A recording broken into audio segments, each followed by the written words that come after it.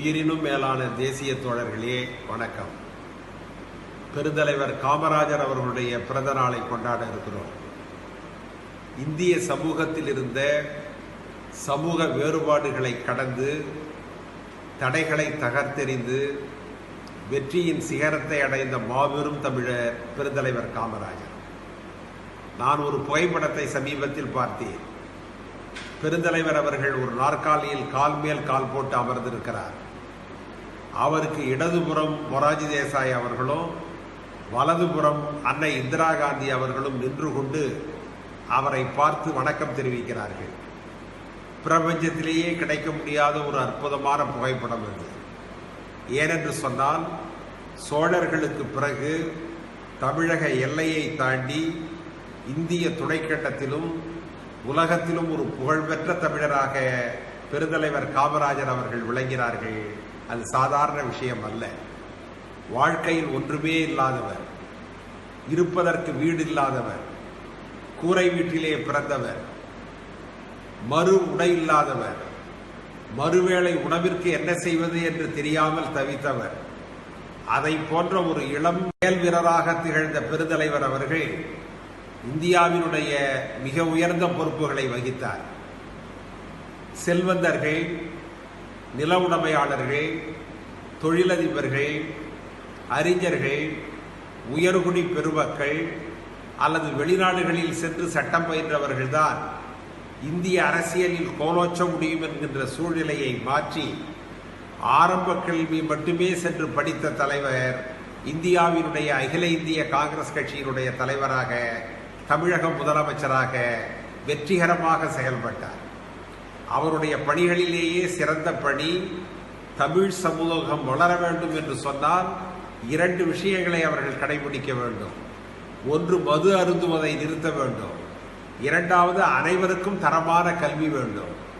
ஏனென்றால் அவர் காலத்தில் தமிழகத்தில் வசதியானவர்கள், உயர்குலத்தில் பிறந்தவர்களுக்குத்தான் கல்வி கிடைத்தது. எனவே அனைத்து கிராமங்களிலும் ஒரு கல்விக்கூடத்தை ஆரம்பித்தார். அந்த குழந்தைகளுக்கு இலவச உணவு வழங்கினார். அதுதான் தமிழ் சமுதாயத்தை புரட்டி போட்டது. இன்றைக்கு தமிழர்கள் உலகம் முழுவதும் கோலோச்சுகிறார்கள் என்று சொன்னால், பெருந்தலைவர் காமராஜர் அன்றைக்கு ஆரம்பித்த அந்த ஆரம்ப கல்வியும் இலவச கல்வியும் அரசு கல்வியும் தான் அதற்கு காரணம். அதை போன்ற ஒரு மாபெரும் தலைவருக்கு பிறந்த நாள் இந்தியாவில் இருக்கிற தமிழர்கள் மட்டுமல்ல, உலகம் முழுவதும் இருக்கிற தமிழர்கள் பெருந்தலைவர் காமராஜருடைய நினைவை போற்ற வேண்டும் என கேட்டு விடைபெறுகிறேன். அன்பு நெஞ்சங்களுக்கு வணக்கம். இன்னும் 2 நாட்களில் நாம் பெருந்தலைவர் காமராஜர் அவர்களின் பிறந்த நாளை கொண்டாட இருக்கிறோம். இந்தியா சுதந்திரம் அடைந்த போது இந்த நாட்டினை வழிநடத்தி செல்வதற்கு கிடைத்த 2 விலை மதிப்பு இல்லாத பொக்கிஷங்கள் பண்டிதர் ஜவஹர்லால் நேரு அவர்களும் பெருந்தலைவர் காமராஜர் அவர்களும் ஆவர். 1950 முதல் 1960க்கு இடையே உள்ள அந்த 10 ஆண்டுகள் இந்திய வரலாற்றிலேயே பொன் எழுத்துக்களால் பொறிக்கப்பட வேண்டிய ஆண்டுகளாகும். அந்த காலகட்டத்தில் தான் சுதந்திர இந்தியாவின் முன்னேற்றத்திற்கான அடித்தளம் அமைக்கப்பட்டது. அந்த காலகட்டத்தில் தான் ஒரு தலை சிறந்த நிர்வாகத்தினை மத்தியிலும் தமிழ்நாட்டிலும் திரு ஜவஹர்லால் நேரு அவர்களும் பெருந்தலைவர் காமராஜர் அவர்களும் தந்தருளினார்கள். இந்த இரு பெரும் தலைவர்களில் ஜவஹர்லால் நேரு அவர்கள் நவீன இந்தியாவின் சிற்பி என்றால், பெருந்தலைவர் காமராஜர் அவர்கள் வளமான தமிழகத்தின் கர்த்தா ஆவார். இந்தியா இன்று உலக அளவிலே ஒரு வல்லரசு நாடாக முன்னேறி இருப்பதற்கு நேரு அவர்கள் காரணம் என்றால், அதே காலகட்டத்தில் நாட்டின் முன்னேற்றத்திற்கும் பங்களித்து இன்று இந்தியாவில் உள்ள வளர்ச்சியடைந்த மாநிலங்களில் தமிழகம் ஒரு பெருமைக்குரிய இடத்தினை பெற்றிருக்கிறது என்றால், அதற்கு பெருந்தலைவர் அவர்கள் அமைத்த அந்த வலிமையான அஸ்திவாரம் தான் காரணம் என்பதை யாராலும் மறுக்க முடியாது. பெருந்தலைவர் அவர்கள் சிறந்த தொலைநோக்கு பார்வை உடையவர். ஏழை எளிய மக்களின் முன்னேற்றத்தில் அதிக கவனம் செலுத்திய தலைவர். சமூக நீதியினை நிலைநாட்டுவதில் அக்கறை அவருக்கு இருந்த மாதிரி யாரிடமும் இருந்ததில்லை. தொழில் மற்றும் பொருளாதார முன்னேற்றத்திற்கு முக்கியம் கொடுத்த தலைவர். கிராமப்புற முன்னேற்றம் மற்றும் வேளாண்மையை பெருக்குவதில் மிகவும் கவனம் செலுத்திய ஒரு தலைவர். அனைவருக்கும் கல்வி அளிப்பதில் சிறப்பு நடவடிக்கைகள் எடுத்த ஒரு மாபெரும் தலைவர். இதற்கெல்லாம் சிகரம் வைத்தார் போல் தலை சிறந்த நிர்வாகம் அளித்த பெருந்தலைவர் அவர்களின் அரும் பணியை இந்த பாரே போற்றுகிறது. இப்படியும் ஒரு மனிதர், இப்படியும் ஒரு தலைவர் இந்த உலகத்திலே வாழ்ந்திருக்கிறார் என்று வையகமே வியக்கிறது. இதுதான் தலைவர் அவர்களின் தனிச்சிறப்பு. தந்தை பெரியார் அவர்கள் கூறியது போல, இப்படிப்பட்ட தலைவர் கடந்த 2000 ஆண்டுகளில் வந்ததும் இல்லை, 2000 ஆண்டுகளுக்கு வரப்போவதும் இல்லை. நான் என்னுடைய அரசியல் வாழ்க்கையில் பெருந்தலைவர் அவர்களுடன் பணி செய்யக்கூடிய வாய்ப்பு கிடைக்கவில்லையே என்று தலைவர் அவர்களுடன் நெருக்கமாக பணியாற்றிய எனது நண்பர்கள் மறைந்த கவிஞர் நேதாஜி அவர்களிடமும் திருச்சி வேலுச்சாமி அவர்களிடம் அடிக்கடி கூறி வருந்திருக்கிறேன். ஆனாலும் அவர் காட்டிய பாதையில் இருந்து அரசியல் பயணம் செய்வதையே எனது பாக்கியமாக கருதுகிறேன். வாழ்க பெருந்தலைவர் காமராஜர் புகழ். வணக்கம். தமிழகத்திலே நீர்ப்பாசன வசதிகளை பெருக்குவதற்காக பெருந்தலைவர் காமராஜர் அவர்கள் பல முயற்சிகளை மேற்கொண்டார். தலைவருக்கு ஒன்று தெரிந்தது, 2 போகம் குறுவை மற்றும் சம்பா சாகுபடி தமிழ்நாட்டு வேளாண்மை சமுதாயம் பெற வேண்டும் என்றால் நீர்ப்பாசனத்திற்கு அணைகள் கட்டப்பட்டால்தான் நிலத்திற்கு நீர் பாய்ச்ச முடியும் என்பதை உணர்ந்து பெருந்தலைவர் அதிக அளவில் அணைகள், கால்வாய்கள், மதகுகள், கண்மாய்களை உருவாக்கினார். அதே நேரத்தில் திட்டங்கள் தீட்டப்படும் போது தமிழ்நாடு முழுவதும் பரவலாக இந்த அணைகளும் கால்வாய்களும் அமைக்கப்பட வேண்டும் என்பதிலும் குறிப்பாக இருந்தார். குறிப்பாக நாம் பார்க்க வேண்டும் என்றால், ராமநாதபுரம் மாவட்டத்தின் மதுரை மற்றும் ராமநாதபுரம் இந்த 2 மாவட்டங்களின் நீர் தேவையை வைகை அணை பூர்த்தி செய்தது. சாத்தனூர் அணை வட ஆற்காடு மாவட்டத்திற்காகவும், கீழ்பவானி அணை திருச்சி மற்றும் கோவை மாவட்டங்களுக்காகவும் கட்டப்பட்டன. அதேபோல் அமராவதி அணை கோவை மாவட்டத்திற்காகவும், கிருஷ்ணகிரி அணை கிருஷ்ணகிரி தருமபுரி மாவட்டத்திற்காகவும் மற்றும் மேட்டூர் கால்வாய் சேலம் மாவட்டத்திற்காகவும் உருவாக்கப்பட்டது. இதே போல ஒவ்வொரு அணையும் சரி, ஒவ்வொரு திட்டமும் அவர் பார்த்து அனைத்து இடங்களிலும் பரவலாக தண்ணீர் பாசன வசதிகள் பெருக வேண்டும் என்பதற்காக மிகவும் குறிப்பாக இருந்தார். மணிமுத்தாறு திட்டம் நெல்லை மாவட்டத்தினை செழிப்படைய செய்தது. பரம்பிக்குளம் ஆழியார் திட்டம் கோவை திருப்பூர் மாவட்டங்களின் தேவையினை பூர்த்தி செய்தது. செங்கல்பட்டு திருவள்ளூர் மாவட்டங்களுக்கு ஆரணியாறு துணை நின்றது. தென்னார்காட்டு மாவட்டத்தில் வீடூர் அணை திட்டம், நொய்யூர் திட்டம் நாஞ்சில் நாட்டு மக்களின் நீர் தேவையினை பூர்த்தி செய்தது. தலைவர் அவர்கள் உருவாக்கிய பல கால்வாய்கள் பல்வேறு இடங்களில் மக்களின் தண்ணீர் தேவையை பூர்த்தி செய்யும் வகையிலே அமைந்தன. குறிப்பாக புள்ளம்பாடி கால்வாய் முசிறி, உடையார்பாளையம் மற்றும் லால்குடி பகுதிகளை வளம் செழிக்கும் பகுதியாக மாறியது, பூமியாக மாற்றியது. கட்டளைமேட்டு புதிய கால்வாய் புதுக்கோட்டை மாவட்டம் நீர்நிலைக்கே வசதி இல்லாத ஒரு மாவட்டத்தில் காவிரி நதியின் உபநீரினை கொண்டு வந்து அந்த நீர்நிலைகளை நிரப்புவதற்காக கட்டப்பட்டது. பெரிய ஆறுகளில் அணைகள் கட்டப்பட்டவுடன் சிற்றாறுகளில் பாய்ந்தோடியது தண்ணீர். 3 லட்சம் நிலங்கள் நீர்ப்பாசன வசதி பெற்றது. தமிழக விவசாயிகளின் கண்ணீர் துடைக்கப்பட்டது. அவர்கள் குடும்பங்கள் தழைத்தோங்கின. தமிழகத்தில் அனைவருக்கும் மின்சாரம் கொண்டு செல்லப்பட வேண்டும் என்பதிலும், குறிப்பாக நம்முடைய விவசாயிகளுக்கு அவர்களுடைய பம்ப் செட்டுகளுக்கு விவசாயம் கொடுக்கப்பட வேண்டும் என்பதற்காகவும் பல முயற்சிகளை பெருந்தலைவர் காமராஜர் அவர்கள் மேற்கொண்டார். பொருளாதார முன்னேற்றத்தின் அடித்தளம்தான் மின்சாரம். இந்த மின்சார உற்பத்தியை பெருக்குவதற்கு பெருந்தலைவர் கொண்டு வந்த திட்டங்கள் ஏராளம். பல புனல் மின் நிலையங்களை நிறுவப்படுவதற்கு முதலமைச்சர் காமராஜர் அவர்கள் திட்டங்களை வகுத்தார். அவருடைய தலைமையிலான அரசு முறையாக மின் உற்பத்தி திட்டங்கள் மட்டுமல்லாமல் கிராமங்களை மின்மயமாக்குதல் எப்படி என்பதை பற்றியும் பல நடவடிக்கைகளை மேற்கொண்டது. அவர் கொண்டு வந்த திட்டங்களிலே மிகவும் முக்கியமான திட்டம் குண்டா நீர் மின் திட்டம். இந்த குண்டா நீர் திட்டம் வெளிநாட்டுடைய கேரளா நாட்டினுடைய உதவியுடன் இந்தியாவிலே செயல்படுத்தப்பட்டது. இந்த திட்டத்தின் முக்கிய அம்சம் என்னவென்றால், 1950-60 ஆண்டுகளிலேயே அந்த காலகட்டத்திலேயே தொடங்கிய 4 ஆண்டுகளில் இந்த திட்டம் நிறைவேற்றப்பட்டது. இந்த திட்டத்திற்கு இன்னொரு சிறப்பு அம்சம் இருக்கிறது. அது என்னவென்றால், கட்டுமான பணிகள் முடிந்து இதை தொடக்க விழா நடக்க இருக்கிறது. அந்த தொடக்க விழாவிற்கு பாரத பிரதமர் நேரு அவர்கள் வருகிறார். முதலமைச்சர் காமராஜர் அவர்களும் அவருடன் கலந்து கொள்கிறார். அந்த திட்டத்தினை திறந்து வைக்க வேண்டி தொடங்கி வைக்க வேண்டி இருக்கிறது. காமராஜர் அவர்கள் அங்கு உள்ள ஒரு தொழிலாளியை அழைத்து அவர் மூலமாக அந்த மின் உற்பத்தியினை தொடக்கி வைத்தார். இது ஒரு சிறப்பு. மேட்டூர் சுரங்க மின்சார திட்டம், பரம்பிக்குளம் நீர்மின் திட்டம், சென்னை அனல் நிலைய திட்டம் 2 பகுதிகளாக இருந்தது. அதை 3ஆக விரிவாக்கியது.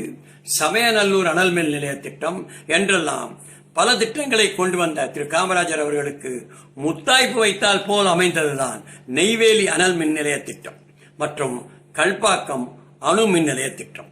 காமராஜர் அவர்கள் காலத்தில் தான் இவைகள் அனைத்துமே உருவாக்கப்பட்டன. பெருந்தலைவரின் தொலைநோக்கு பார்வைக்கு இதைவிட ஒரு சிறந்த சான்று இருக்க முடியாது. காமராஜர் அவர்கள் பொறுப்பேற்ற பொழுது 14,000 சொச்சம் கிராம மின்சார பம்ப் செட்டுகள் இருந்தன. ஆனால் அவருடைய ஆட்சியில் கிட்டத்தட்ட 2,60,000 பம்ப் செட்டுகளுக்கு அவர் மின்சாரம் பெறுவதற்கு ஏற்பாட்டினை செய்தார். கிராமப்புறத்தில் விவசாய உற்பத்தி புதிய உயரங்களை எட்டியது. பெருந்தலைவர் காமராஜர் ஆட்சியில் தொழில்துறையில் இந்தியாவிலேயே ஒரு முன்னணி மாநிலமாக தமிழ்நாடு இருந்தது. காமராஜர் அவர்கள் எண்ணற்ற தொழிற்பேட்டைகளை தமிழகத்தில் உள்ள அனைத்து மாவட்டங்களிலும் நிறுவினார். நெய்வேலியில் மண்ணில் புதைந்து கிடந்த நாம் லிக்னைட் என்று சொல்கின்ற அந்த பழுப்பு நிலக்கரி திட்டம் மத்திய அரசின் உதவியோடு கொண்டு வரப்பட்டது. அதே நேரத்தில் இந்த பழுப்பு நிலக்கரியை வெளியே கொண்டு வரும்போது அதனுடன் வெளிப்பட்ட வெள்ளை களிமண்ணை வைத்து பீங்கான் பாத்திர தொழிற்சாலையும் பெருந்தலைவர் உருவாக்கினார். பெருந்தலைவர் தமிழ்நாட்டில் உருவாக்கிய தொழிற்சாலைகளில் மிகவும் முக்கியமான ஒன்று பெரம்பூர் ரயில் பட்டி தொழிற்சாலை. இன்று தமிழ்நாட்டிற்கு பெருமை சேர்த்து இன்றும் தமிழ்நாட்டிற்கு பெருமை சேர்த்து வருகிறது. தொழில் வளர்ச்சிக்கு தேவையான இரும்பினை தயாரிப்பதற்கு சேலம் உருக்காலை தொடங்கப்பட்டது. சென்னையில் அந்த காலத்தில் இந்துஸ்தான் டெலிபிரிண்டர்ஸ், ஊட்டியில் இந்துஸ்தான் போட்டோ பிலிம்ஸ், இந்திய ராணுவத்திற்கு வலிமை சேர்க்கும் வகையிலே ஆவணியிலே ராணுவ தளவாட தொழிலகம் ஆகியவை அமைக்கப்பட்டன. திருச்சி திருவெரும்பூரில் காமராஜர் அவர்களால் கொண்டு வரப்பட்ட BHEL கனர கொதிகலன் தொழிற்சாலை காமராஜர் அவர்களின் ராஜதந்திரத்தினையும் அதே நேரத்திலே தமிழ்நாட்டில் உள்ள அனைத்து பகுதிகளை பற்றியும் எந்த அளவிற்கு அவர் தெரிந்து வைத்திருந்தார் என்பதையும் வெளிப்படுத்தியது. தமிழகம் முழுவதும் 63 துணி உற்பத்தி செய்யும் ஆலைகள் உருவாக்கப்பட்டன. ராஜபாளையத்தில் சிமெண்ட் தொழிற்சாலை உருவாக்கப்பட்டது.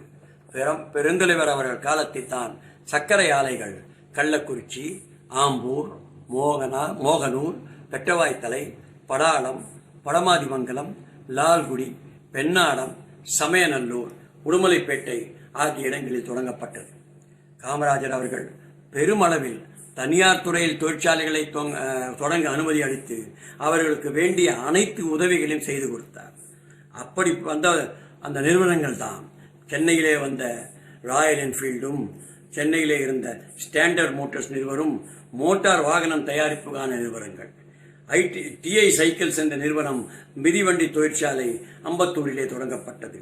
அதே போல அசோக் லைலண்ட் எண்ணூரில் தொடங்கப்பட்டது. பரவலாக தொடங்கப்பட்ட மற்ற தொழிற்சாலைகளில் முக்கியமாக சொல்ல வேண்டும் என்றால் மேட்டூரில் அலுமினியம் மற்றும் விஸ்கோஸ் தொழிற்சாலைகள் கொண்டு வரப்பட்டன.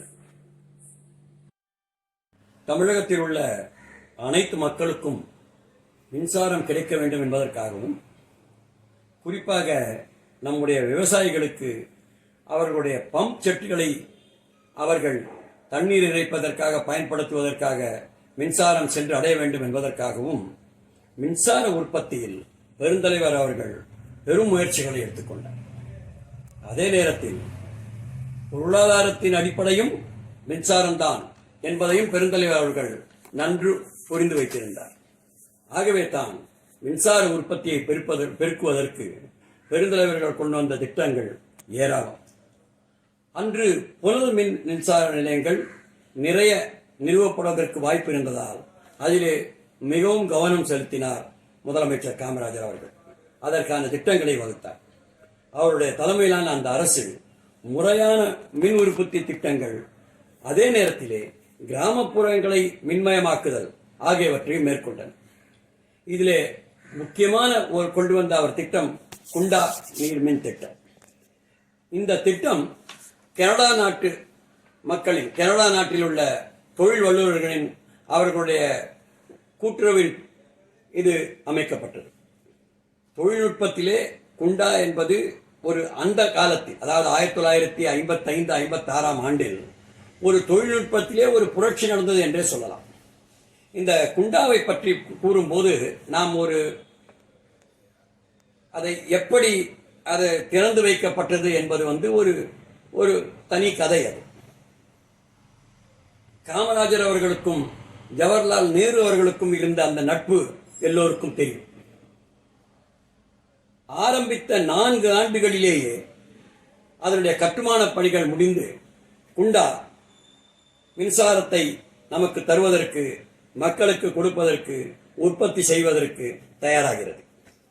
பெருந்தலைவர் காமராஜர் அவர் நினைக்கிறார், இதுக்கு இதனை தொடக்கி வைப்பதற்கு மட்டுமல்லாமல் அதை பார்ப்பதற்காகவே நான் பிரதமர் ஜவஹர்லால் நேரு அவர்களை கூப்பிட வேண்டும் என்று நினைக்கிறார்.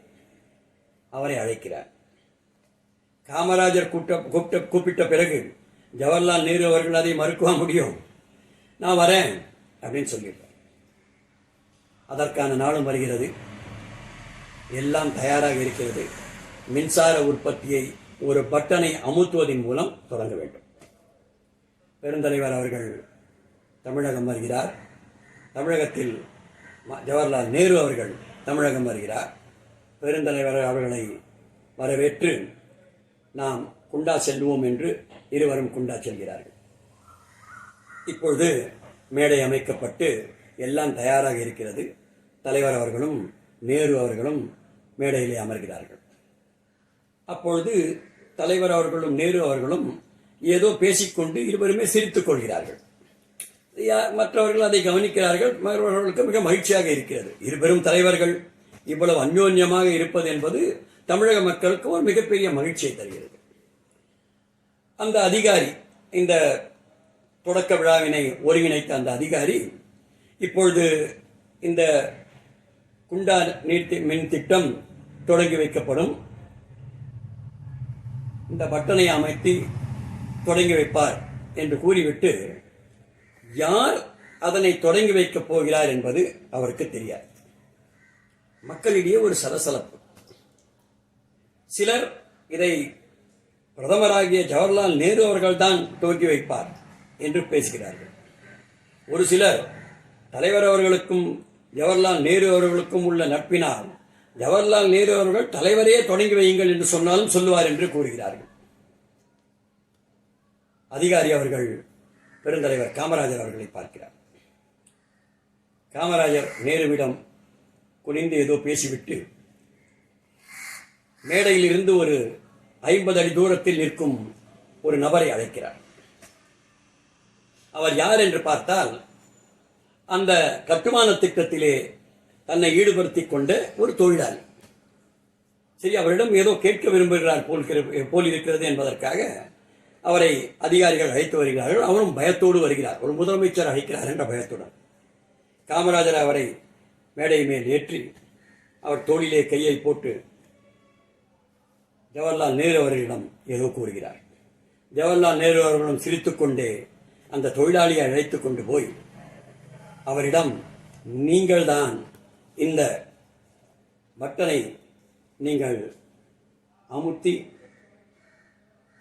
இதனை தொடங்கி வைக்க வேண்டும், ஆகவே தயவு செய்து இந்த பட்டனை நீங்கள் பிரஸ் பண்ணுங்கள் என்று கூற அந்த தொழிலாளியின் கண்ணில் கண்ணீர் கலங்குகிறது. ஐயா, நீர்தான் தொழிலாளிகளாக இருந்தபோது உனக்கு ஊதியம் கிடைத்திருக்கும், ஆனால் ஒரு தொழிலாளிக்கு மரியாதையும் கிடைக்க வேண்டும், ஆகவே நீர்தான் இதை தொடங்கி வைக்க வேண்டும் என்று ஜவஹர்லால் நேரு அவர்களும் பெருந்தலைவர் காமராஜர் அவர்களும் ஒரு தொழிலாளியை வைத்து குண்டா நீர் திட்டத்தை தொடக்கி வைத்தார்கள். ஆகவே இப்படிப்பட்ட பெருந்தலைவர் சமயநல்லூரிலே ஒரு அனல் மின் நிலைய திட்டம், அதற்கெல்லாம் இன்னும் முக்கியமாக நெய்வேலியில் அனல் மின் நிலைய திட்டம் என்று பல திட்டங்களையும் கொண்டு வந்தார். அப்படிப்பட்ட தலைவர்தான் 1956-57 அணுமின் நிலையத்தை தமிழ்நாட்டிலே கொண்டு வருவதற்கு, கல்பாக்கத்தில் கொண்டு வருவதற்கு பெரும் முயற்சியை எடுத்து இங்கு அந்த அணு நிலையமும் கொண்டு வரப்பட்டது. ஆகவே பெருந்தலைவர் காமராஜர் அவர்கள் மின்சாரத்திற்காக தமிழ்நாட்டிற்கு செய்த அந்த மிகப்பெரிய அரும் பணி என்பது இன்று அதனுடைய பயனை தமிழ்நாடு அனுபவித்துக் கொண்டிருக்கிறது.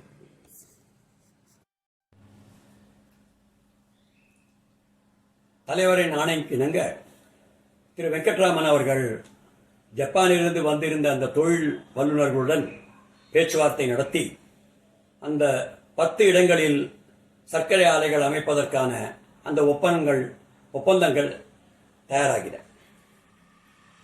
இது பேச்சுவார்த்தை முடிந்தவுடனே ஜப்பானிலிருந்து வந்தவர்கள் திரு வெங்கட்ராமனை சரியாக அழைத்து, நாங்கள் ஒவ்வொரு சர்க்கரை ஆலையிலும் ஒவ்வொரு ஆலையிலும் 10% கமிஷன் வைத்திருக்கிறோம். ஆகவே அந்த கமிஷன் யாருக்கு கொடுக்கப்பட வேண்டும் என்று நீங்கள் சொன்னால் நாங்கள் அவருக்கு கொடுத்து விடுவோம். அது நீங்கள் எடுத்துக்கொண்டாலும் பரவாயில்லை, அல்லது பெருந்தலைவருக்கு காமராஜர் அவர்கள் சீஃப் மினிஸ்டராக இருக்கிறார், முதலமைச்சருக்கே கொடுக்க நாம் தயாராக இருக்கிறோம் என்று கூறினார்கள். அதை கேட்ட திரு வெங்கட்ராமன் ஒன்றிடம் ஒன்றும் சொல்லவில்லை. நேராக தலைவர் இல்லத்திற்கு, திருமலைப்பிள்ளை சாலையில் உள்ள அவர் இல்லத்திற்கு சென்று, ஐயா, இப்படி அவர்கள் கூறுகிறார்கள், நான் என்ன செய்ய வேண்டும் என்று கேட்டார். பெருந்தலைவர் ஒரு 10 வினாடிகள் தான் யோசித்தார். என்ன வெங்கட்ராமன், நம்ம 10 தொழிற்சாலை கொண்டு வரோம், இல்லை 10 ஆலை தானே கொண்டு வரோம்? ஆமாங்க. ஒரு ஆலைக்கு 10% கமிஷனா? ஆமாங்க. அப்ப 10 ஆலைக்கு 100% கமிஷன். 100% என்ன அர்த்தம்? இன்னும் ஒரு ஆலை ஒன்று பண்ணுங்களேன், கமிஷன் வேணா, அந்த கமிஷன் கொடுக்குற கமிஷன்ல எங்களுக்கு இன்னொரு ஆளை கொடுங்கன்னு சொல்லிட்டு நீங்க மோகனூர்ல போட சொல்லுங்க. அப்படி வந்ததுதான் மோகனூரில் வந்த சர்க்கரை ஆலை. எப்பேற்பட்ட மனிதர்! அரசாங்கத்தில் மட்டுமல்ல, தனியார் தொழில் தமிழ்நாட்டிலே ஒரு முன்னணி தொழிலாக வந்ததற்கும் காமராஜர் அவர்கள் தான் காரணம். பெருமளவில் அவர் தனியார் துறையில் தொழில்களை அவர் ஊக்குவித்து அனுமதி அளித்து அவர்களுக்கு வேண்டிய அனைத்து உதவிகளையும் தமிழ்நாடு அரசாங்கம் காமராஜர் மூலம் செய்து கொடுத்தது.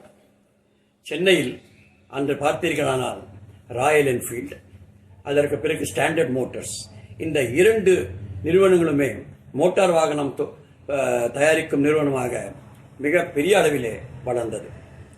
மிதிவண்டி, மக்களுக்காக மிதிவண்டி டிஐ சைக்கிள்ஸ் நிறுவனம் நிறுவப்பட்டது. அதே போல எண்ணூரில் அசோக் லைலண்ட், மேட்டூரில் அலுமினியம் மற்றும் விஸ்கோஸ் போன்ற பல தொழிற்சாலைகளை கொண்டு வந்த காமராஜர் அவர்கள் இன்று தமிழ்நாடு இந்த அளவிற்கு தொழில்துறையிலே முன்னேறி இருக்கிறது என்றால், அதுவும் குறிப்பாக மோட்டார் வாகன தொழிலே இன்று நாம் முதன்மையான மாநிலமாக இருக்கிறோம் என்றால், காமராஜருக்குத்தான் தமிழகம் தலை வணங்கி நன்றி சொல்ல வேண்டும்.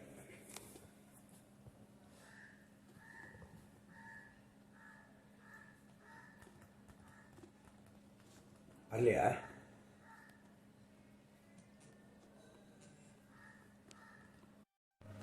பெருந்தலைவர் காமராஜர் அவர்கள் தமிழகத்திலே முதலமைச்சராக இருந்த பொழுது பல தொழிற்சாலைகளை கொண்டு வந்தார்.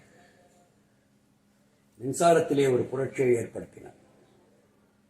அதே நேரத்திலே நீர்ப்பாசனத்திலேயும் அணைகள் கட்டி, கால்வாய்களை எல்லாம் கட்டி புரட்சியை ஏற்படுத்தினார். இருந்தாலும் எப்பொழுதுமே தலைவர் காமராஜர் என்றால் மக்களுக்கு நினைவு வருவது அவருடைய கல்விக் கொள்கை தான். தமிழகத்திலே, வரலாற்றிலே தமிழகம் இருக்கும் வரை, இந்த உலகம் இருக்கும் வரை பெருந்தலைவர் காமராஜர் அவர்கள் தன்னுடைய கல்விக் கொள்கைக்காக இந்த நாட்டிலே எந்நாளும் போற்றப்படுவார். ஏழை வீட்டிலே பிறந்ததினாலேயே ஏழைகளின் எந்த அளவிற்கு அவர்கள் துயரப்படுகிறார்கள், மக்களுக்கு தன்னுடைய மக்கள் செல்வங்களுக்கு கல்வி கற்பதில் ஆனாமா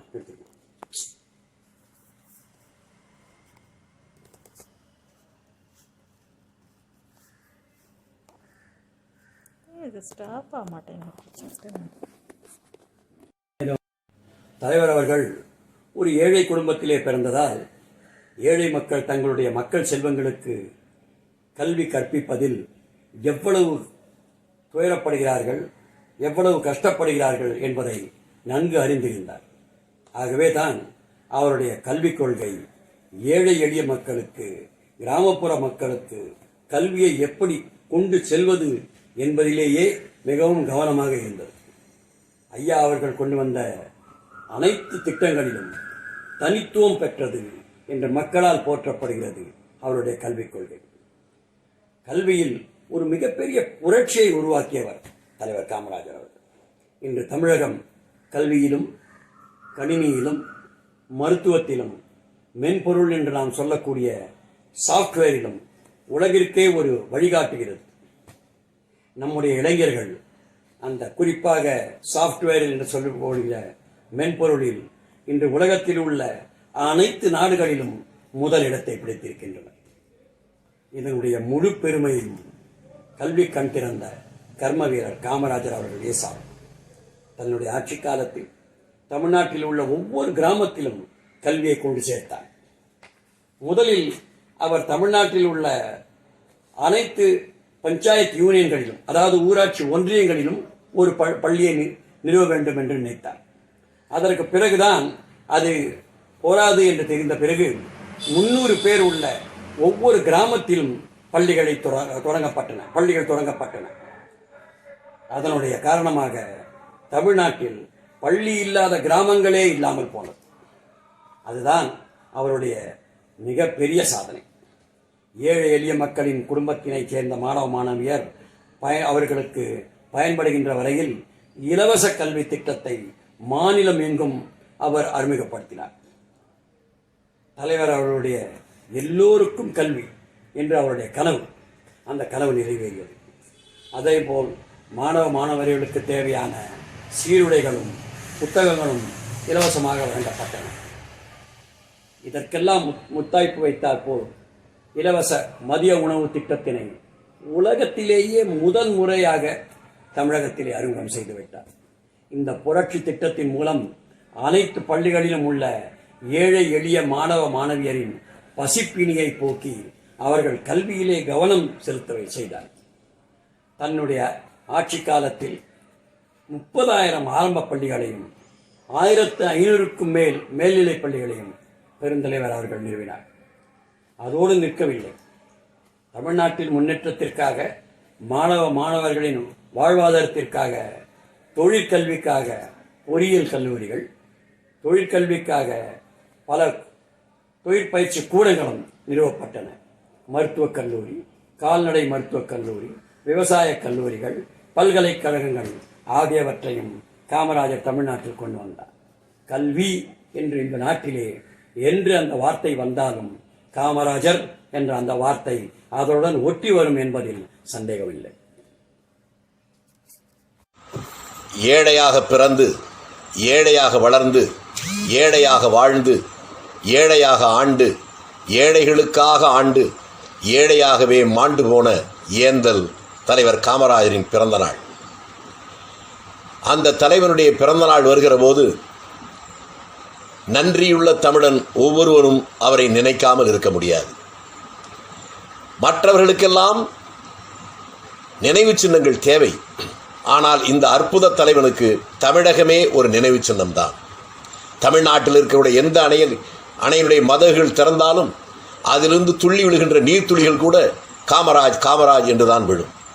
தமிழ்நாட்டில் குக்கிராமங்களில் இருக்கக்கூடிய பள்ளி கல்லூரிகள் அதனுடைய சுவர்களை தட்டினால் கூட காமராஜ் காமராஜ் என்கிற சத்தத்தை தான் தரும். தமிழ்நாட்டில் இருக்கக்கூடிய பெரிய ஆலைகள், அந்த ஆலைகளிலிருந்து வெளியேறுகின்ற புகைக்கூட்டங்கள், அந்த புகைக்கூட்டங்கள் கூட வெளியேறுகிற போது காமராஜ் காமராஜ் என்று தான் சொல்லிக் கொண்டு போகும். அந்த அளவுக்கு இந்த தமிழகத்துடைய எல்லா மட்டங்களிலும் நீக்கமர நிறைந்திருக்கிறவர் தலைவர் காமராஜ். அதனால்தான் கண்ணதாசன் அவரை பற்றி சொல்லுகிற போது தங்கமே, தன்னிலவே, தென்பொதிகை சாரலே, சிங்கமே என்றழைத்து சீராட்டும் தாய் தவிர சொந்தமென்று ஏதுமில்லை, துணை இருக்க மங்கை இல்லை, தூயமணி மண்டபங்கள் தோட்டங்கள் ஏதுமில்லை, ஆண்டிகையில் ஓடிருக்கும் அதுவும் உனக்கில்லையே என்று சொன்னான். அந்த தலைவனைப் போல இந்த உலகத்தில் வேறு யாரும் இருந்திருப்பார்களா என்று தெரியாது. ஒரே ஒரு சம்பவம். தலைவர் காமராஜ் அவர்கள் ஆட்சியில் இருந்தபோது எதிர்க்கட்சியைச் சேர்ந்தவர்கள் இவர் ஒன்றும் யோக்கியவான் இல்லை, ஹைதராபாத் வங்கியிலே 5 கோடி ரூபாய் இவர் பெயரிலே இருக்கிறது என்று பேச அதை நம்பி குமுதம் வார இதழிலே ஒரு தலையங்கம் தீட்டுகிறார்கள். அந்த தலையங்கம் 2 நாட்கள் கழித்து அந்த பத்திரிகையுடைய நிருபர் ஒரு இளைஞர் பால்யூ என்ற அவருடைய பெயர் தலைவர் காமராஜருடைய வீட்டுக்கு செல்கிறார். சென்றவுடன் அவரை பார்த்தவுடனே என்ன தம்பி இந்த பக்கம் என்று தலைவர் கேட்கிறார். ஐயா, உங்களைத்தான் பார்க்க வந்தேன் என்று அவர் சொல்ல, என்ன விஷயம் என்று கேட்டபோது அவர் சொன்னார், இல்லை உங்கள் பேரில் ஹைதராபாத் பேங்க்கில் 5 கோடி ரூபா பணம் இருக்குன்னு என்று சொன்ன உடனே, ஏன்பா உன் பத்திரிகையில் எழுதுறதுக்கு முன்னாலே என்கிட்ட கேட்டால் அதில் நியாயம் இருக்குது, ஆனால் எழுதி முடிச்சுட்டு இப்போ கேட்குறியே, இது என்ன நியாயம், எனக்கு புரியலை என்று அவர் சொன்னவுடன் அவர் அதிர்ந்து போய் தலையை கவிழ்ந்து கொண்டு மீண்டும் திரும்புகிறார். திரும்ப நினைக்கிற நேரத்தில் தம்பி ஒருனோட வா என்று அழைக்கிறார் தலைவர் காமராஜ். அவர் வருகிறார். வந்தவுடன் சொல்லுகிறார், எந்த பேங்க்கில் பணம் இருக்குன்னு எனக்கு தெரியல, ஆனால் உங்கள் ஆசிரியருக்கும் உங்கள் முதலாளிக்கும் தெரிஞ்சிருக்கும் போல் இருக்கு, அதனால் அவங்ககிட்ட போய் சொல்லு, எந்த பேங்க்கில் பணம் இருக்கோ அந்த பேங்க்கில் இருந்து அந்த வித்ட்ராயல் ஸ்லிப்பை வாங்கிட்டு வா, அதில் நான் கையெழுத்து போட்டு கொடுத்துட்றேன், உங்கள் முதலாளியும் உங்கள் ஆசிரியரே எடுத்துக்கட்டும் என்று சிரித்து கொண்டே சொல்லுகிறார்.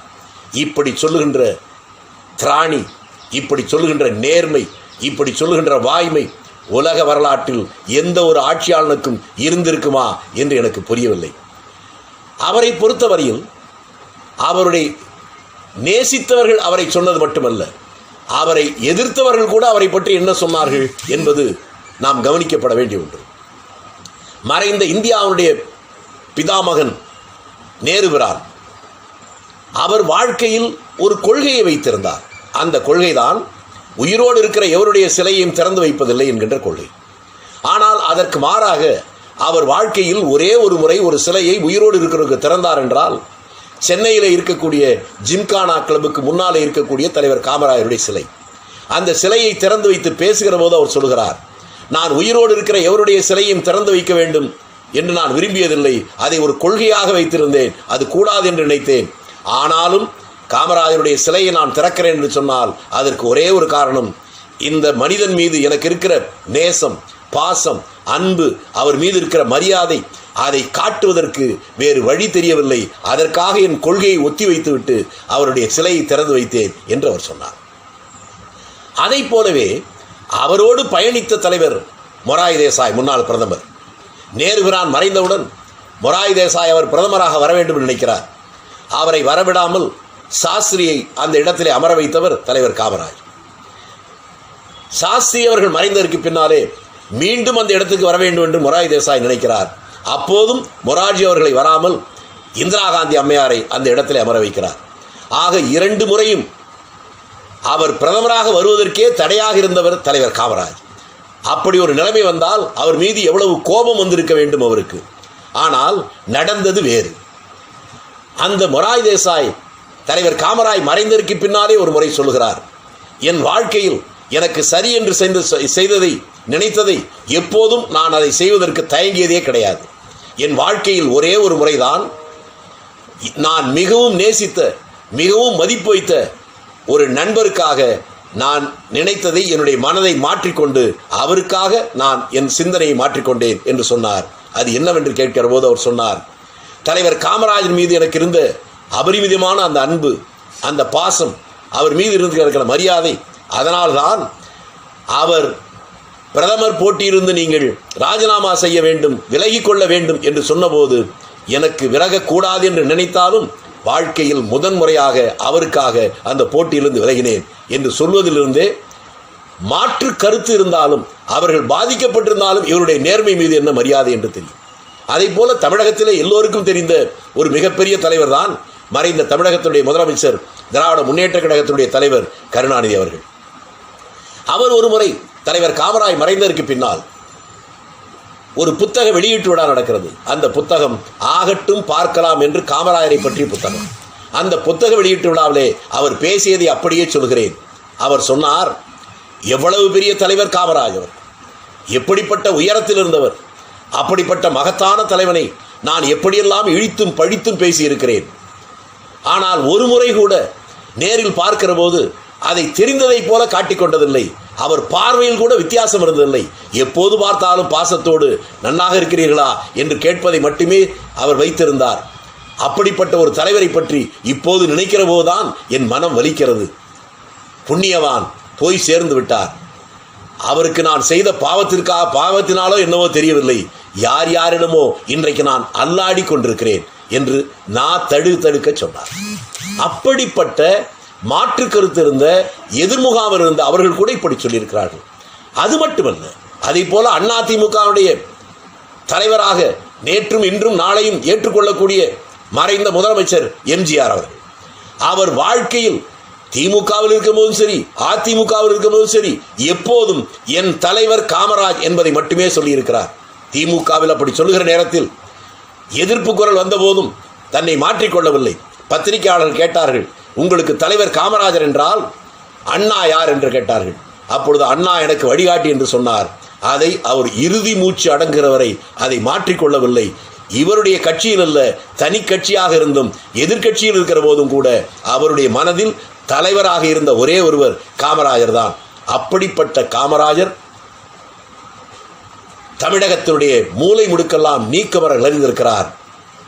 நன்றியுள்ள கடைசி தமிழன் இருக்கிற வரை அவருடைய நினைவு இந்த நம்ம மண்ணிலே எப்போதும் இருக்கும். அவருடைய பிறந்த நாளில் தலைவர் காமராஜருடைய புகழ் வாழ்க. அவருடைய சிந்தனை, அவருடைய செயல்பாடுகள் மீண்டும் இந்த மண்ணில் வர வேண்டும் என்று விரும்பி வேண்டி அவரை வாழ்த்துவோம், வணங்குவோம். வணக்கம்.